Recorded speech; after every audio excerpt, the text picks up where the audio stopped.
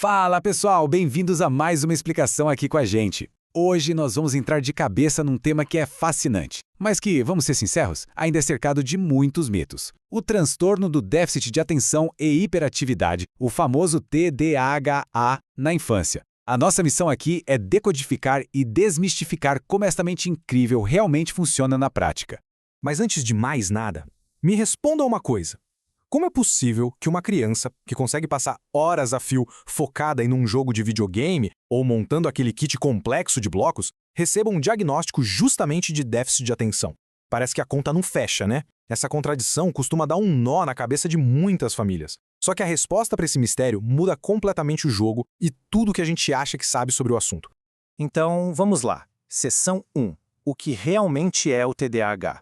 Essa charada do videogame ilustra o ponto central de tudo isso. A gente não está falando de uma falha de caráter ou de falta de vontade. O TDAH é um transtorno neurobiológico profundo, de verdade. Ele afeta diretamente as nossas funções executivas lá no lobo frontal do cérebro.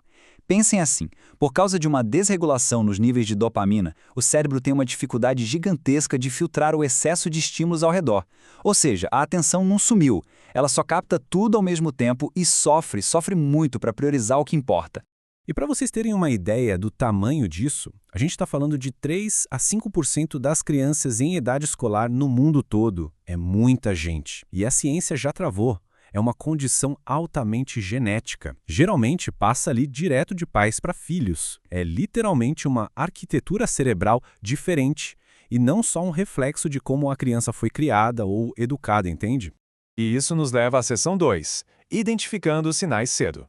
Muito antes da criança pisar numa escola, os sinais já costumam dar as caras. Na primeira infância, ali antes dos 6 aninhos, é super comum a gente ver uma desregulação emocional enorme. Uma frustração pequenininha vira uma verdadeira tempestade. Sem contar os problemas contínuos para dormir e aquela busca sensorial intensa, sabe? Tipo a necessidade de morder coisas ou balançar o corpo sem parar. A impulsividade já vem forte também, o que acaba afastando os amiguinhos. São lutas neurológicas reais acontecendo ali o tempo todo.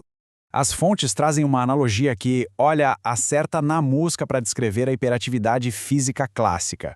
É como observar uma criança ligada no 220 volts, só que esqueceram de instalar o botão de desligar. O corpo físico tem uma necessidade quase primitiva de movimento contínuo para que o cérebro consiga de alguma forma se autorregular. Agora, falando da desatenção no dia a dia, é marcante. Qualquer coisinha, um barulho lá fora, alguém que passou, já sequestra o foco. Rola uma desorganização crônica, a criança perde material escolar, perde brinquedo toda hora, e aquelas tarefas que exigem um esforço mental mais longo e que, convenhamos, são chatas, quase impossíveis de terminar, até rotinas básicas, tipo escovar os dentes, acabam caindo no esquecimento diariamente. Em paralelo, a impulsividade cria desafios diretos, e às vezes até perigosos. É aquela agonia tremenda para esperar a vez numa fila ou numa brincadeira. É interromper a conversa dos adultos o tempo todo. E tem a questão do perigo, né? Eles se jogam em atividades intensas sem a menor noção do risco. E junto com tudo isso, vem uma sensibilidade gigante, quase dolorosa, a qualquer tipo de crítica.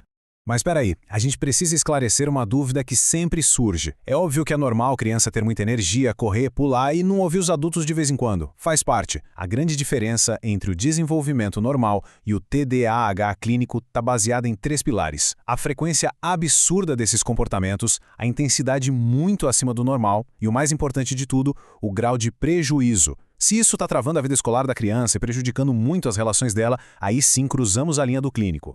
Pessoal, se destrinchar esses sinais na infância e entender a abordagem terapêutica está ajudando vocês a verem as coisas com mais clareza, aproveita e já se inscreve no canal. Compartilhem essa explicação com outros pais, mães, professores. Espalhar esse tipo de conhecimento estruturado é a nossa melhor ferramenta para criar uma rede de apoio de verdade e ajudar essas mentes brilhantes a florescerem. Seguindo em frente. Seção 3. As 3 faces do TDAH. Segundo os manuais diagnósticos, como o DSM-5, o transtorno não é igual para todo mundo. Ele tem 3 faces. Tem o subtipo predominantemente desatento, que curiosamente é mais comum nas meninas. Elas costumam viver a agitação toda do lado de dentro, sabe? Perdidas nos próprios pensamentos. Tem o predominantemente hiperativo impulsivo e o tipo combinado, que é um mix da desatenção com a agitação extrema e acaba sendo o mais diagnosticado entre os jovens. Vamos então para a seção 4, a investigação diagnóstica. Como é que se descobre isso? Bom, o diagnóstico é puramente clínico e segue regras bem rígidas. É um trabalho em equipe, neuropediatra, psicólogo, escola. E não é do dia para a noite. Os sintomas têm que persistir sem interrupção por pelo menos 6 meses, precisam aparecer antes dos 12 anos e, obrigatoriamente, precisam acontecer em 2 ou mais lugares diferentes, tipo em casa e na escola. É uma avaliação super cuidadosa para ver se existe um impacto real na vida da criança. E olha esse dado que exige muita atenção. A taxa de comorbidades é altíssima. Cerca de 70% das crianças diagnosticadas têm alguma outra condição associada. Pode ser uma ansiedade forte, uma depressão precoce ou até transtornos de aprendizagem, como a dislexia. É exatamente por isso que uma investigação feita nas coxas, de forma superficial, é tão perigosa. E agora a nossa seção 5, o projeto terapêutico. A famosa abordagem para lidar com tudo isso. O padrão ouro hoje, o que realmente funciona é o tratamento multimodal. Como o TDAH é uma condição para a vida toda e não tem cura, o segredo está em saber manejar. E isso envolve várias frentes. A medicação certa, terapias consistentes, ensinar a família a lidar com a situação e, claro, fazer adaptações fundamentais lá na rotina da escola. Quando a gente junta essas 4 coisas, as possibilidades da criança mudam da água para o vinho. Muita gente tem um medo tremendo da medicação, mas o papel dela é físico e super pontual. Remédios como os psicoestimulantes não estão ali para dopar ou apagar a criança de jeito nenhum. A função deles é equilibrar.